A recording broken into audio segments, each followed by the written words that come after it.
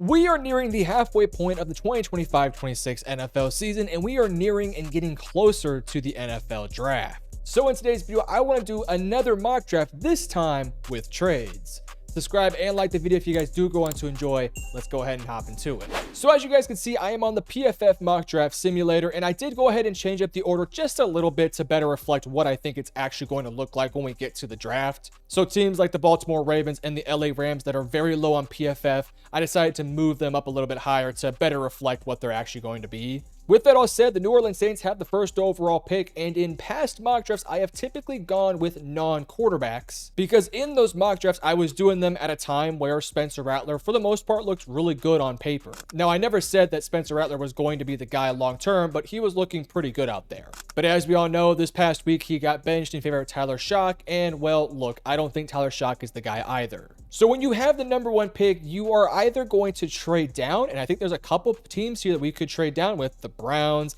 the Raiders, the LA Rams, teams that have a little bit of draft capital, but I'm not going to go ahead and trade down here. The Saints are a team that badly need quarterback, and so I'm going to go ahead and have them taking a quarterback here. Now, who would they prefer? I don't know, because frankly, I feel like all three of these guys are kind of in that same bubble. They're all good quarterbacks with some flaws. Fernando Mendoza, very much an RPO heavy system. Do you trust that, or are you a little bit cautious about him translating his game to the NFL level? Dante Moore, he had a really bad game versus Indiana, which is the best team he's played, but for the most part looked really solid. And then also he might just return to college. And then Ty Simpson is just sample size in the FSU game. He just hasn't played a ton of football, at least starting wise for Bama. So it's really tough. I'm going to go ahead and take the quarterback that I think best fits a Kellen Moore system, and that is going to go ahead and be Fernando Mendoza. I think Kellen Moore is a really smart offensive mind that can drop some really easy things.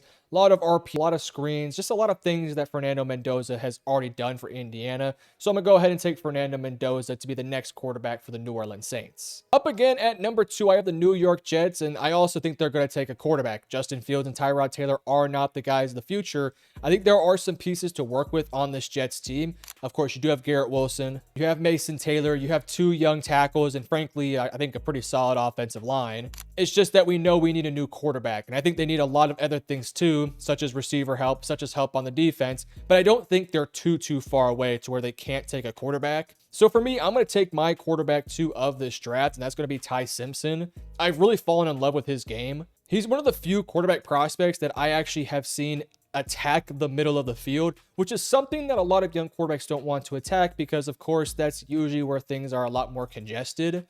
But Ty Simpson is not afraid to dial it and sling the rock down the middle. To me, he's a very good prospect. I don't know if he's ever going to be a top 10 quarterback or anything like that, but I do think he does provide stability to this Jets offense where they just haven't had stability at quarterback in what feels like forever. Moving on to number 3 with the Tennessee Titans. And look, in this situation, I think there's going to be a battle here to try and get that quarterback in Dante Moore, because up next you have the Browns, who are very likely going to take this pick. I think you're going to see a team like the Raiders and even the LA Rams start to have some conversations here with the Tennessee Titans. Now, the question for Tennessee will be, how far back do you want to trade? Because they need assets really badly. However, if you could trade down and get 2 first-round picks from the LA Rams, would you consider it? Or do you try and hardball the Browns to see if you can get additional draft capital for them?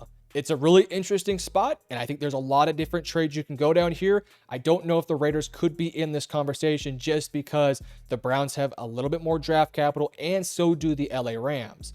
It's a little bit tough here. I'm going to go ahead and make a trade down spot because the Titans obviously don't need a quarterback. They have their guy in Cam Ward, but they need a lot of talent. So I'm going to go ahead and trade back here with the Los Angeles Rams. And in order for them to move up to the 3rd overall pick to take their quarterback, they're going to give up 11 and 24, give them to the Titans for number 3. We're going to force this in. The actual capital in return for what's actually going to happen, I'm sure the Titans would have to give up probably another pick here or there. I'm not going to worry about it though, because this is just going to be a 1-round mock draft. But just keep in mind the Titans might have to give up something a little bit extra to give it to the LA Rams. But now the Rams jump in front of the Browns, very important here, and the Raiders to get their franchise quarterback after Matthew Stafford retires. And fortunately for them, there's 3 really good quarterbacks in this class, and I think Dante Moore is one of them. I suppose that if Dante Moore has a good end to his season, he is going to be entering into this draft class, and if he does, He's going to be a round 1 pick. And I think the LA Rams, who have Matthew Stafford on the clock, just kind of waiting for him to retire, can get their guy in Dante Moore to secure their future. I think this would be an awesome move for them. Now at number 4, this really puts the Browns in a brutal situation because I personally believe they made the trade for, obviously the Travis Hunter trade to, go take Mason Graham because I feel like they wanted to take a quarterback. But with that 4th overall pick, you lose out on these top 3 quarterbacks. And when you look at the other quarterbacks remaining on the board, I don't think Lenore Sellers goes in this year's draft class. I think he returns for 1 more year. I think Sam Levitt could go in this year's class, but I think taking him inside the top 15 just feels way too early. I think Garrett Nussmeier has some talent, but I'm not sure. I like Jaden Mayava. I think one of these quarterbacks is going to be really interesting to see if they improve their stock to get into that 4th, quarterback in this class, assuming that Simpson, Moore, and Fernando go pro. If there is a guy that I would maybe put some stock into, it would be Sam Levitt. I think he has the upside, but I'm not going to take him here at number 4. I guess the question is now, what do I do? Do I take the best player in Ruben Bain Jr. to have the scariest pass rushing duo of Mason Graham, Myles Garrett, and then Ruben Bain Jr., just completely annihilating quarterbacks? Or do I go with some other positional needs like a receiver to give, I guess, Shedeur Sanders or somebody an actual target? I think that's what I'm going to ultimately do here. I'm going to take who is my number 1 wide receiver in Jordan Tyson. This team just does not have great receiver production right now, which is a shame because Jerry Jeudy had a really positive year last year, but so far it just really hasn't been that great. They have a new young quarterback in Dylan Gabriel and Shedeur Sanders that are both going to be fighting for the job, potentially in this offseason to prove who could be QB1 for next year if this situation does play out. You need to give those guys some help on the offensive end. I think adding a Jordan Tyson to a team that already has some really talented running backs and tight ends could make a lot of sense. So I'm going to go ahead here and add Jordan Tyson to this receiving core, a very big new addition for this team. All right, the Miami Dolphins are up at number 5, and look, could they go for a quarterback 100%? Tua Tagovailoa has been a complete disaster for this team, but he's got like 1 more year on his contract before there is a potential out, so I think they're probably just going to have him on the team for another year, so that way they don't have some crazy financial burden. That is assuming that none of the top 3 quarterbacks make it to wherever they may end up drafting. So that puts me in a spot here where I can kind of just go best player available for a team that has a lot of needs. And I'm going to go ahead and take Ruben Bain Jr. I don't think edge is their biggest need, but I do believe this offseason they're probably going to get off Jalen Phillips and they're probably going to go ahead and get off Bradley Chubb. If they do that, you have Chop Robinson and Kenneth Grant. That's about it. You're going to need more talent in that room. I think Ruben Bain Jr. brings some physicality and some aggressiveness to a team that really could use it. I'm going to take Ruben Bain Jr. here for the Miami Dolphins. All right, the New York Giants are up here at number 6, and I've made this pick a few times, and I think I'm going to go ahead and do it here. I really do like Caleb Downs and the New York Giants. To me, it just makes the most sense. They have a lot of questions at corner because they just don't really have a cornerback 1 on paper. You did bring in Paulson Adebo. It's not been the greatest of seasons for him. You've brought in Javon Holland. That's improved your team.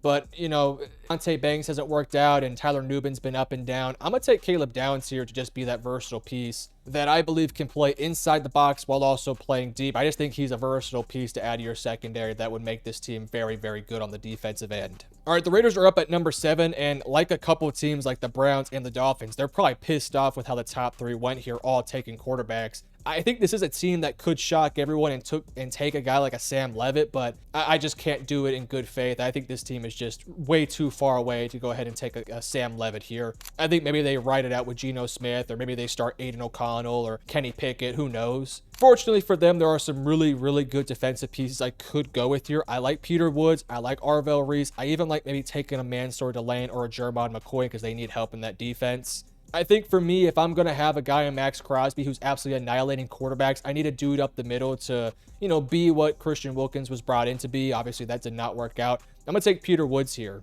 I know it might not be a sexy pick, but they really need it, especially after they took the sexy pick last year in Ashton Genty. All right, Arizona's up at number 8, and they really could use some help just fixing up this offensive line. I do think if Jordan Tyson was here, I would consider him here for number 8, but for a team that really needs to improve their offensive line, I'm going to go ahead and do so right here. I don't really know if any of these guys are worth a top 10 pick, but given just how important offensive line play is in the NFL, I do think these guys will fly up boards a lot higher than probably where they should end up going.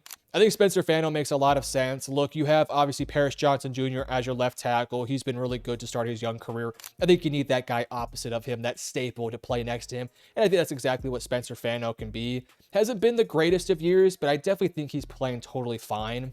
He also plays right tackle for Utah, so it's just an easy, plug and play starter. He played bad versus Tech, but look, Texas Tech has two dynamic pass rushers, so I'm not too worried about it. I'm going to go ahead and take Spencer Fano to play right tackle for the Arizona Cardinals. All right, up at number 9, I have the Cincinnati Bengals. And look, the entire offseason is going to be all about how can we keep Joe Burrow upright? How can we protect him the best we can? Yes, I know the defense should be something they've prioritized, but at the end of the day, I don't think you can ignore this offensive line any longer. When you have a guy in Francis, and I hope I say this right, I say this wrong every time, so let me know in the comment section below if I say this right. Francis Mauigoa, I believe that's how you say his name. I think he can stick at right tackle, but because you have Amarius Mims, I do think you're going to go ahead and kick him inside to play guard, which is really where this team honestly needs the upgrade. I'm going to pick up Francis here, kick him inside to play guard where I think he is better suited, and I think he'll be a really nice plug-and-play starter immediately for this team. So we're going to go ahead and try and protect Joe Burrow here. All right, Washington is up at number 10, and they have to get a little bit younger. Look, Marshawn Lattimore has been a complete disaster for this team. He just has not been very good. I'm going to go ahead and pick up his replacement and kind of finish off this secondary because, of course, you have a Trey Amos who's played well. You have Mike Sainer still, who you feel pretty good about. Now you're looking for maybe that true CB1, that lockdown guy to play opposite of those two. It could be Jermon McCoy, and it could be Mansour Delaney. I think right now these are the two guys we're all looking at. Jermon McCoy has a lot to prove because he hasn't played so far this year because of injury, so we're all just kind of projecting right now. Whereas Mansour has played and has played at an extremely high level. This is a season where after last year, there's a lot of questions about him. This year, he's been absolutely dominant for the majority of the season, just playing well in zone, in man coverage as well. He's got an interception on the year. He's just playing some really good football after what was a very inconsistent year. I think Jermon McCoy has shown me a better film, but it's all in 2024. If he returns and plays well, I think he ends up being CB1. So I'm going to go ahead and take Jermon McCoy here, but that is banking on the fact that he comes back at some point this year and plays well. Because if he doesn't, I don't know if he goes pro this year. He might just return for another year. But I'll take Jermon McCoy here for the Washington Commanders. All right, so the Tennessee Titans are up with their first of 2 picks. Obviously, let's not forget we traded that Titans pick for the 3rd overall pick so the Rams could get their quarterback of the future. They now have 2 first-round picks, one at 11 and one at 24. So they get a really good chance here to just bolster up this entire team and give Cam Ward some much-needed help. Unfortunately, Jordan Tyson did fall off the board, but I think there's a variety of ways you could go here. If you want to go for one of the few quote-unquote blue chip prospects, then I do believe a guy like Jeremiah Love could make some sense. I even like Micaiah Lemon. I don't know if he has that wide receiver 1 upside, though. I could go with an offensive line. I can go somewhere on the secondary. I gotta be honest with you. I'm really considering Jeremiah Love here. I don't want to fall into the same trap that the Raiders fell into. I just feel like he could be the guy that could really help out this offense. I know they have Tyjae Spears. I know they have Tony Pollard, but I don't think either one of those guys are stopping me from taking a potential superstar running back. So I'm interested in taking him here, but I don't think I will, just because I don't think it's smart for this Titans team to take a running back right now. I'm going to go ahead and hold off on that one. I like the idea of taking TJ Parker. I think he's a plug and play instant starter off the edge. I know this year hasn't been great, but I think he's done a really solid job, even if the numbers aren't great this year. I like the idea of Arvell Reese, but I think they have some decent enough linebackers to feel good about. I think right now the priority should be helping their young quarterback and Cam Ward. So I guess I'm going to go ahead and take one of the receivers here, give Cam Ward a true number 1 weapon. Question is, do I want Micaiah Lemon, just a guy who is extremely reliable and consistently gets open and has sure hands and is shifty as hell, kind of like an Amon-Ra type? Or do I want to take the Ohio State receiver who's probably going to be JSN or, one of those dudes within 2 to 3 years? I think I'm going to go Micaiah Lemon just because at Miami, Xavier Restrepo was his go-to guy, a reliable, undersized, kind of slot guy that just found space and consistently got open. I think that's kind of what Micaiah Lemon can be for this team. He can sort of be the Xavier Restrepo for the Tennessee Titans. All right, the Browns are up now with their 2nd pick. We took Jordan Tyson in round 1. I think now, look, I think we're in the conversation now to potentially take Sam Levitt. I don't necessarily think I'm going to do it here, but it's definitely in the conversation. Do I think they would even potentially maybe trade back to a team that maybe wants Jeremiah Love? I think that's totally possible too. I think that's exactly what I'm going to go ahead and do here. I think there's a really good chance for a team like Chicago to potentially trade up ahead of a team like Minnesota and Houston and even the Dallas Cowboys, all teams that maybe could use running back, especially depending if Javonte leaves. Jeremiah Love is a guy you would trade up here for. I'm going to do just that. I'm going to go ahead and trade back for the Chicago Bears. In terms of what it would take, I don't think it would cost too much. I'm thinking 12, 18, probably a second. I don't know. We'll just kind of throw a bunch of draft capital in here. The Browns move back 6 spots. They can take a quarterback with that pick and feel a bit more comfortable. And they get a little bit of extra draft capital too. So this is a win-win for both these teams here. All right, the Browns are trading back and the Bears are trading up. Obviously, no explanation needed here. I'm going to go ahead and take the best running back in this year's draft class in Jeremiah Love to go to the Chicago Bears. I just think it makes a ton of sense for the Chicago Bears to get Jeremiah Love to fit in that Ben Johnson system. No more DeAndre Swift. Now you get Jeremiah Love and even some Kyle Monungai too, which will be really fun. All right, Minnesota's here at number 13. Probably a little bit upset that Jeremiah Love's off the board, but honestly, it's probably the more responsible thing for them not to take Jeremiah Love. Jordan Mason's been pretty good so far, so I think you feel okay about that one. Realistically speaking, there's a couple different ways I could go here. I think offensive line would be interesting if there was a few pieces available, but there's no really great center that you're taking in round 1. It would have been Connor Lew, but he's out for the season, I believe, and he's probably just going to end up returning to college. The next best center is probably Jake Slaughter, who I like a lot, but I'm probably not taking round 1. They don't really need guard, and tackle wise, I just don't know if there's a really great tackle to take here at number 13. I think Proctor's probably moving inside to play guard. So that's really a tough spot here for the Minnesota Vikings. They could use a little bit of some help in the secondary. They have Isaiah Rodgers. They have Byron Murphy, Metellus at safety, and Harrison Smith. I don't know. It's really tough to pick here for this Vikings team. I don't think you would trade back. I just kind of think you'd sit and stay. I also think Caleb Banks is totally an option here too, because the run defense hasn't been particularly great, especially though after you sign some veterans, maybe you want a younger piece to add to that unit. I think that's what I'm probably going to go ahead and do right here. Take the interior defensive lineman, let him develop for a year, and even get some reps. He's a really good run stuffer. He's banged up right now. He's not going to play the rest of the season. Hopefully he'll be back for training camp and stuff like that. But he's big. I mean, what is he? 6'6", 330. He can get after the quarterback a little bit. I like Caleb Banks here to add to the Minnesota Vikings. All right, Houston's up at number 14. I'm going to go ahead here and reach a little bit on what is a really good guard. I always can never pronounce his name, but Ola Iona. I don't know if I said that right. Probably the best guard in this year's class. And frankly, look, this Texans team needs multiple positions on the offensive line. I think you go ahead and start off here with Iona. Pair him up with Ursary and, whoever else you have up there next year.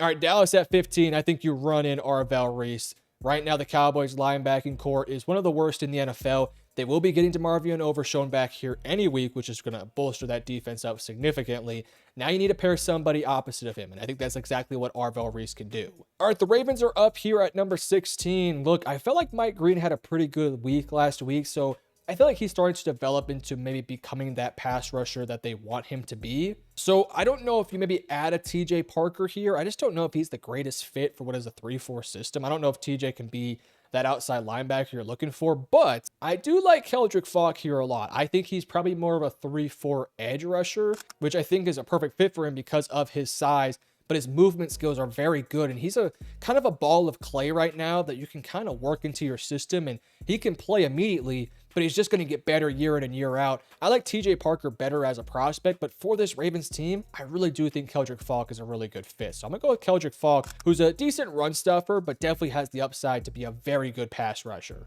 So Keldrick Falk, you're now a Raven. All right, 17, the Carolina Panthers. Boy, if the Panthers pick at 17, wouldn't that be something?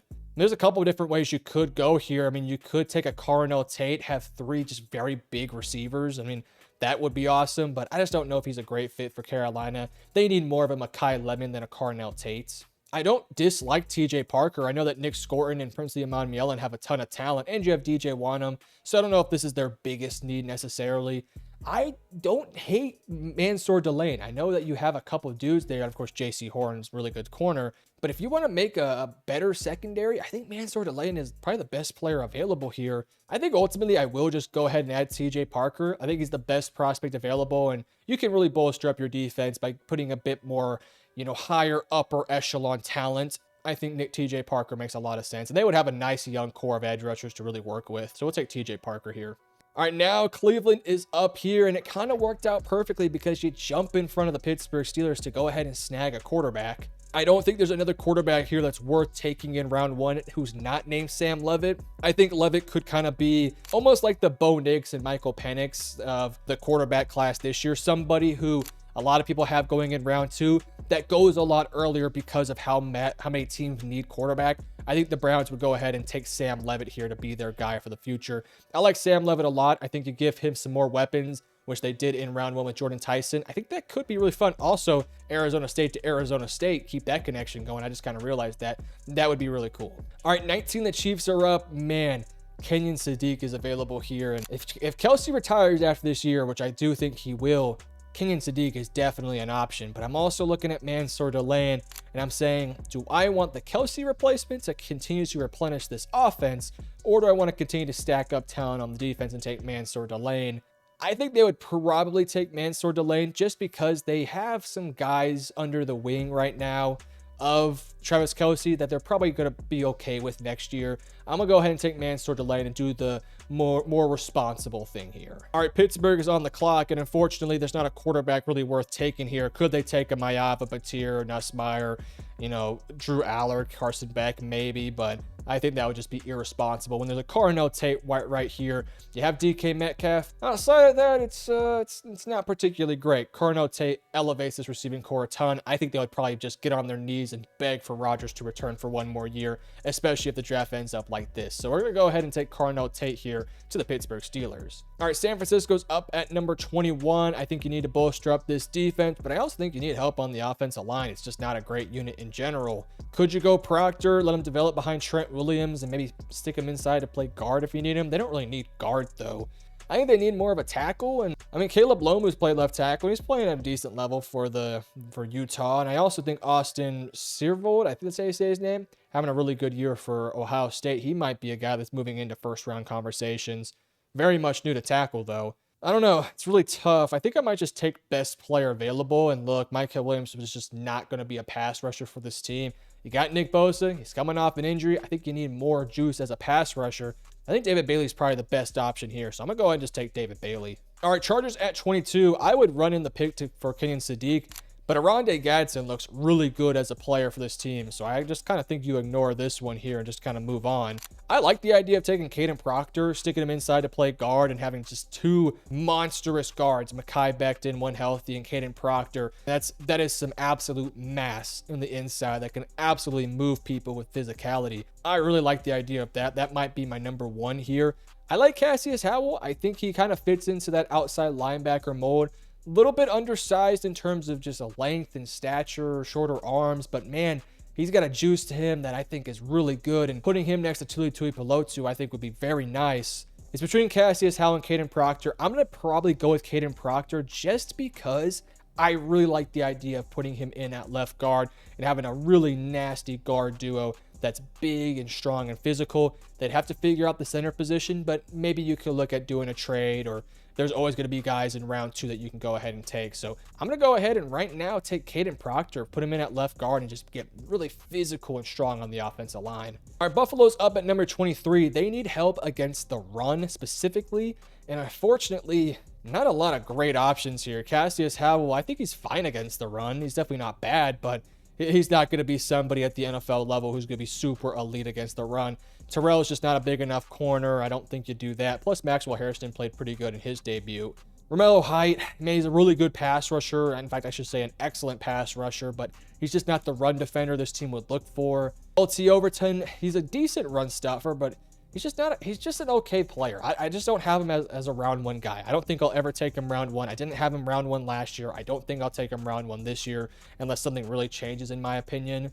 I think I might lean Christian Miller. He's not a great pass rusher, but he's a quality pass rusher for an interior guy. He's fine, but really what you're going to get this guy for is that run stuffing ability. He's somebody you plug up in the middle. I know they have Larry Ogunjobi they want to see a bit more from, and I'm sure that you can get something for that. Obviously, if a safety was available here, you'd have to consider that too, because boy, this team could use a run stuffing safety so badly. But there's a number of guys here, like AJ Hossy's really, really good against the run. You can definitely take him. And I like Kamari Ramsey. I think Ron Moore is really talented. So I'm going to go ahead and take Kristen Miller here to add into the interior. Big, strong, physical, but really, really good against the run and has some room to grow. I'll take Kristen Miller here for the Buffalo Bills. All right, the Titans are up, and with their first pick, we took Mekhi Lemon to give Cam Ward his, his Xavier Restrepo. Now I just need to probably just take best player available. Just give me whatever talent's on the board. Look, Kenyon Sadiq would be nice, but they do have Gunnar Helm, and I know Chig Okonkwo is a free agent, but I think they're fine with Gunnar Helm being their guy.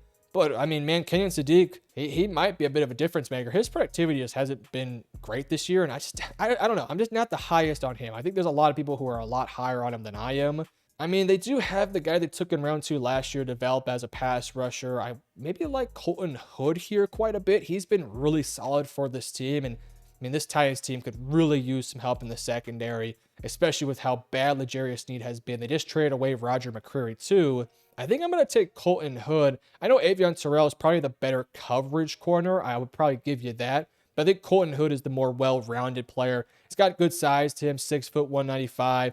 He's decent against the run, but in coverage, he's been really good for Tennessee. Even though Tennessee's not been a great defense, he's been one of the few bright spots. So I'm going to go ahead and take Colton Hood here for the Tennessee Titans. All right, the Seahawks are on the board here, and they're probably a little upset that Colton Hood just went off because I think he'd be a great fit here. Look, Kenyon Sadiq is still here, but I'm not going to take him. This team needs a right guard. Anthony Bradford's been terrible at guard. I mean, look, if you're looking for a guard, Jennings Dunker might be that guy. He is somebody that can play inside to play guard. He plays right tackle right now, but I think he would be a really strong presence at right guard.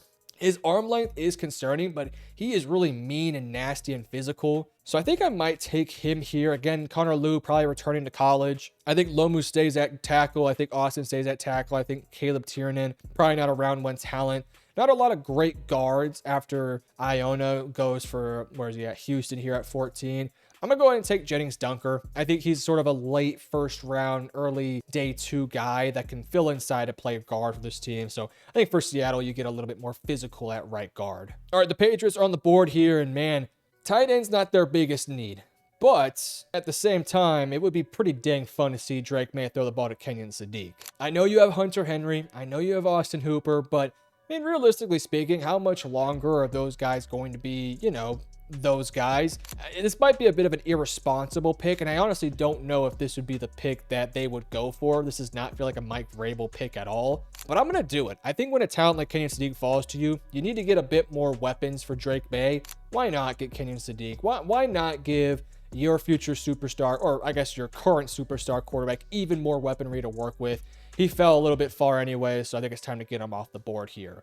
All right, next up, 27, the Denver Broncos are on the board here, and look, I think this team would have loved to have Kenyon Sadiq. He probably would have went off the board had he been here. This team needs more weapons on the outside. I do think this is a team that could make a trade for, potentially a Chris Olave. I think that's totally possible. But if they don't make a trade for a receiver, I think they need more guys there. I think they need more difference makers. I think there's some options here. I like Denzel Boston. I like Chris Brazzell. Unfortunately, I feel like Denzel Boston and Cortland Sutton kind of similar in some ways, and they already have a number of speedy guys. So I don't know if I'm going to go that route. I also would love to take a linebacker here. There are some really good linebackers that, frankly, a lot of these could go into round 2 and be really good pickups. But look, I think Anthony Hill is a difference maker, man. I think Anthony Hill could be a really good player for this Broncos team. Linebacker is, if there is a weakness on this defense, it would probably be at linebacker. They're really talented on the defensive line. They're really talented in the back end. Drake Greenlaw hasn't fully worked out for this team. We'll see if he maybe can get things rolling. I just kind of like the idea of taking Anthony Hill here. To me, this comes down to, do I want to take a receiver in Denzel Boston or Chris Brazzell, who I think would be very good players to play for Bo Nix? Or do I want to go ahead and take who I think is probably the next best linebacker in either Sonny Styles or Anthony Hill? This is really fun. This is really interesting. I think I'm going to go ahead and take Anthony Hill to play a linebacker for this team. I think he's a very talented player. I think he probably needs a year of development in terms of coverage, but as an immediate downhill physical force, he's been great at Texas his entire career. Started as a freshman, has been playing ever since, has an extremely high ceiling. I think he can get downhill, force tackles for a loss, and I don't think he's bad in coverage by no means. I think he's all right in coverage. But arguably, I think as an outside linebacker, he could get some, get some pressure on a quarterback. I would not be surprised you see this guy just used all around as sort of a Swiss Army knife for that defense. So I love the idea of Anthony Hill to Denver. All right, next up at number 28, the Detroit Lions are on the board here. And again, the offensive line, not the strongest right now in the class. The next offensive line off the board will probably be Austin Servold. But I don't know, this team probably not going to go ahead and take a tackle right now. I wouldn't mind adding some pieces to the defensive line, specifically Cassius Howell. I think that's what I'm probably going to go ahead and do. I know they've gotten some productivity from Muhammad and, of course, Aiden Hutchinson, but pass rush is a unit where you can never have too many bodies. I'm going to go ahead and take Cassius Howell here to play off the edge for the Detroit Lions as sort of a third down pass rusher type of a guy. All right, Tampa Bay is up on the board. They probably would have loved to have Cassius Howell and, frankly, Anthony Hill, but that's totally fine. I think there's some really good linebackers still available here. You don't need receivers. Obviously, you have plenty of those, though. I mean, Godwin and Mike Evans, we'll see how much longer those guys have with all their injuries. But I think linebacker has to be a really big need for this team, and edge rushers. I mean, you could go Romeo Height. This team really needs a guy that can come off the edge as an outside linebacker, and I think Romeo could definitely be that. I think he's probably the last guy I would take here, and I think linebacker you can probably take in round 2. I mean, if you get a CJ Allen or a Torian York, you probably feel pretty good. I'm going to go ahead and take Romeo Height here. All right, Dallas is back up at number 30. Their first pick, they took linebacker Arvell Reese, and I mean, look, the talent's on the board here. I'm going to go ahead and take Avion Terrell. I don't love the idea of pairing Deron Bland with Terrell just because they're so undersized, but I do think Terrell's really good in coverage, and as long as you're good in coverage, I think I can find some safeties that are really good tacklers, and they're going to need probably 2 new safeties because I just don't think Hooker or Wilson, Donovan Wilson, I don't think those guys are going to get the job done. You need some new help in the secondary. I'm going to go and take Avion Terrell here, who just kind of fell into their laps. All right, 31, I got the Philadelphia Eagles, and the Eagles are a team that almost never let talent fall. And when talent does fall, they typically take it. And Denzel Boston's right here. I don't know if Denzel Boston is like your A.J. Brown replacement, but this could almost be like a bit of a security blanket, especially if A.J. has some more, issues throughout the season. I think this is a guy in Denzel Boston who you can take. Maybe you trade A.J. Brown, maybe you don't. But he's kind of that safety blanket in case you do want to get off of A.J. Brown. We'll take Denzel Boston here. All right, and lastly, we have the Indianapolis Colts at number 32. Not a lot of needs for this team, and I mean, frankly, this is a great spot here. If you're 32, you won the Super Bowl. So a lot of ways I could go. I think maybe I could go with an edge rusher. Not sure who I would take if I were to take anybody. I like R. Mason Thomas. I like Joshua Joseph. I like Quincy Rhodes. I think these 3 guys I would probably take over LT Overton. I think linebackers definitely in play. I don't really love the linebacker play they're getting right now. Could they take a Sonny Styles? Definitely possible. Corner is a little bit thin right now, especially towards the back end of round 1. Not sure if AJ Harris is their type. I do like Keith Abney, but I think he's more of a day 2 prospect to look into. They don't need receivers. They got like 50 of those. I think what I'm going to go ahead and do here is I'm going to take a linebacker. I think the best player still here is Sonny Styles, who is a complete difference maker for Ohio State. When in doubt, take an Ohio State player. Don't matter the position. They're all freaking good. We're going to take Sonny Styles here to finish up this mock draft. But as you guys can see, this is our mock draft. We made a couple trades, just a handful. So you guys let me know in the comment section below. What are your thoughts on this mock draft? What would you change? Did you like the trades? Let me know in the comment section below. And if you guys enjoyed, please hit that like and subscribe button. We are on the road to 20,000 subscribers, so every subscriber means a lot to me. Hopefully you guys enjoyed. Love you guys. Peace.